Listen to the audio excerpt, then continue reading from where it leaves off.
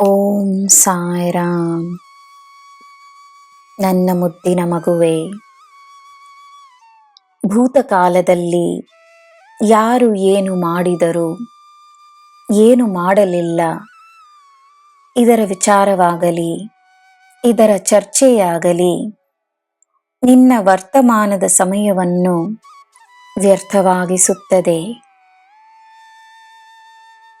ವರ್ತಮಾನದ ಶ್ರಮದಿಂದ ನಿನ್ನ ಭವಿಷ್ಯವನ್ನು ನೀನು ಸುಂದರವಾಗಿಸಬಹುದು. ಅದೇ ನಿನ್ನ ಗುರಿಯೂ ಆಗಿದೆ. ಆದ್ದರಿಂದ ಆದದ್ದನ್ನು ಬಿಟ್ಟು ಬಿಡು. ಸುಂದರವಾದ ಜೀವನದ ಬಳಿ ನಿನ್ನ ಗಮನವನ್ನು ನೀಡು.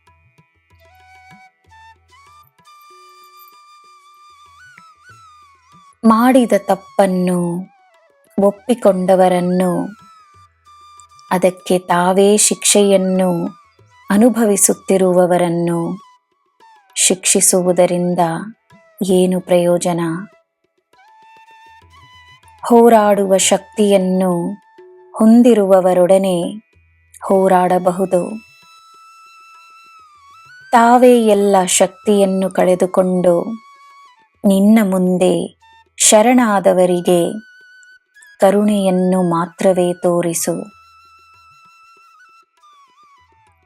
ಅವರು ಮಾಡಿದ್ದನ್ನು ನೀನು ಮಾಡದಿರುವುದು ಅವರ ಶಿಕ್ಷೆಯೇ ಆಗುತ್ತದೆ, ನಿನ್ನ ಕರುಣೆಯೂ ಆಗುತ್ತದೆ.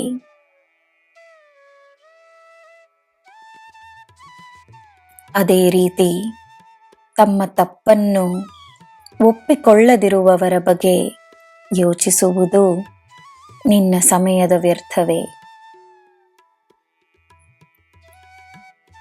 ಈ ನಿನ್ನ ಸಾಯಿ ಎಲ್ಲವನ್ನೂ ನೋಡುತ್ತಿದ್ದೇನೆ, ನಾನು ಎಲ್ಲವನ್ನೂ ನೋಡಿಕೊಳ್ಳುತ್ತೇನೆ.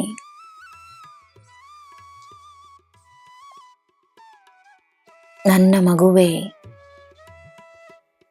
ನಿನ್ನ ಶ್ರಮ, ನಿನ್ನ ಕಷ್ಟ, ನಿನ್ನ ಸಾಧನೆ ನಾನು ಎಲ್ಲವನ್ನೂ ಅರಿವೆನು.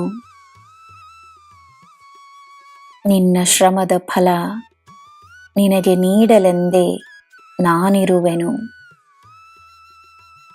ನೆಮ್ಮದಿಯನ್ನು ನಿನ್ನ ಜೀವನವಾಗಿಸುತ್ತೇನೆ. ಶರಣಾಗು. ನಿನ್ನ ಜೀವನದಲ್ಲಿ ಅದ್ಭುತವಾದ ಪವಾಡಗಳನ್ನು ನಡೆಸುತ್ತೇನೆ.